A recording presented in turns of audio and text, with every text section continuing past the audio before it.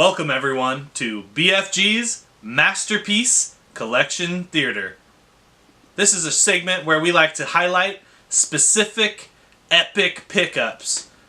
Now, we're out there hunting around, looking around for games. Y'all know how that goes. We end up with some games, some okay games, games we like. You never know. It's all what's out there. But every now and then, in that rare meadow, on that far distant field, on that place you go all the time, sometimes you go there, and out right there in plain sight, you can't believe your eyes, and you find that specific, you weren't even looking for it, you know what I mean? It's just some crazy, your mind is blown, right? Okay, and that's what we're talking about in this. So, I want to feature this. This is a game from Easy and I's childhood. We rented it a couple different times. Maybe it's just one time. A First Run Video was a video store we used to go to all the time. We loved that place. They had a great deal. Not only did they later on have a movie kind of Game Pass thing, but originally they had 5 games, 5 days, $5. Oh my gosh, we abused the crap out of that deal. We had so many games that we got to play. Anyway, this was a game we rented back then, and I don't know if it was because we were kids, maybe we didn't write the password down right. I mean, we tried so many different ways to get this game, the password, to work. Maybe it came down to the save battery in the thing was bad. I'm not sure. I haven't opened up this cart if there is a save battery. Anyway, we could not get the darn game to save. We were trying to beat it, so we ended up leaving it on, and then we had to take it back. Little did we know that the future this game would hold for us. King's Bounty on the Sega Genesis. Now, as you can see, EA, at this time when EA started, they were porting a lot of PC games to console, which is something very unique and excellent about Sega over SNES. SNES did get some of them, but I believe Sega got a lot more of these ports.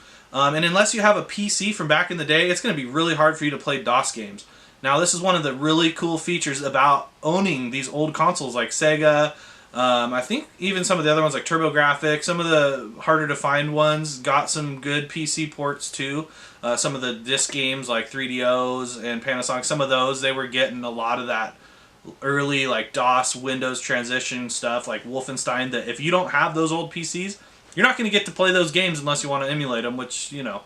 Anyway, so this is a really cool feature about owning that on there. But as I mentioned earlier, this, little did Easy and I know that this was going to be a future legacy for us, that this game was going to usher in a whole new era of gaming for us. New World Computing. I believe they were based out of LA down there, so that's pretty cool. California has a relatively rich history when it comes to gaming, which is pretty cool because that's where we live, and it makes you feel closer to gaming. I don't know. Anyway, we did not know the mission that we were going to embark on when it came to this. New World Computing. If you guys aren't familiar with Heroes of Might and Magic, this is the predecessor. This is the game that started it all right here. And Easy and I had no idea what we were getting into when we found this game, but little did we know it was going to take up more time than that one series is going to take up more time than maybe any other series that we've ever played, Heroes of Might and Magic. Now, Heroes of Might and Magic 1 is very similar to King's Bounty. 2 is probably my favorite version of Heroes of Might and Magic. And then 3 and 4 are also unique in their ways. 5 is kind of where the series starts to change, and I believe a different company, Ubisoft, ends up picking them up. Some other companies in between there. But anyway, that's a whole other segment. I've got a pretty cool Heroes of Might and Magic collection. I don't know if you can see it back here. There's a cool collector's box sitting up on top of my computer desk. Later down the road, I want to bring that series showing the different Heroes games, and I'll go more into detail that. I'll show you some different maps and talk more into that. But like I said, this was the predecessor. So for us, this is such a fantastic pickup. Now I want to go over this real quick. I'm going to take a look at the book inside, and I want to show you guys a few things. Alright, well, let's crack this bad boy open. Oh yeah, lo and behold, check this out. Not only is it got the manual, not only is it in very good condition,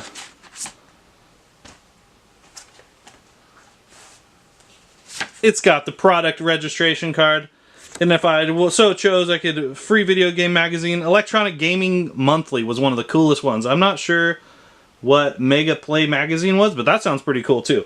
I wonder what happens if you send that stuff in. I'm sure somebody out there knows. Here we go. Look at this manual. This is what you used to get. You know, look at this thing. This is like, I don't know. This is one of those things that we talk about in modern gaming. You just don't get the manuals. Let's find a good page. So if you can see that illustration there, the goblin down in the corner, this is like reminiscent of early D&D. To me, this was the pinnacle of graphics right here. I really enjoy this style of graphics.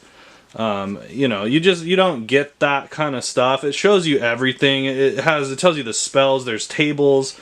There's an appendix because there's so much stuff. This is a cool feature. This is a cool find when you find games and people write passwords in the book. It's almost like you want to try them out just to see where they were at here. So, and then as you can see, you got appendixes, which is cool. As I was talking about in the heroes, later on in the books, in the PC ones, they came with these fold-out glossy things. Super cool. We'll go over those later too. But yeah, as you can see, the different tables. I mean, this is really cool stuff. I mean, come on, you guys. This is just so cool. And at the end, you even get a little bit of flip out. They threw more in there. They had to flip the damn thing out, and look at all those awesome games that it makes you want to buy. I would like to collect eventually all the EA in-box. I've been trying to get Budokan. I got a copy in-box, but it didn't freaking work. And now the darn game is spiked, so we'll take a look at that. Fairy Tail, Might and Magic, that's a great one. I haven't played Battle Squadron. That looks cool. It's probably pricey, though. I do have Sword of Sedan, Road Rash, James Pond.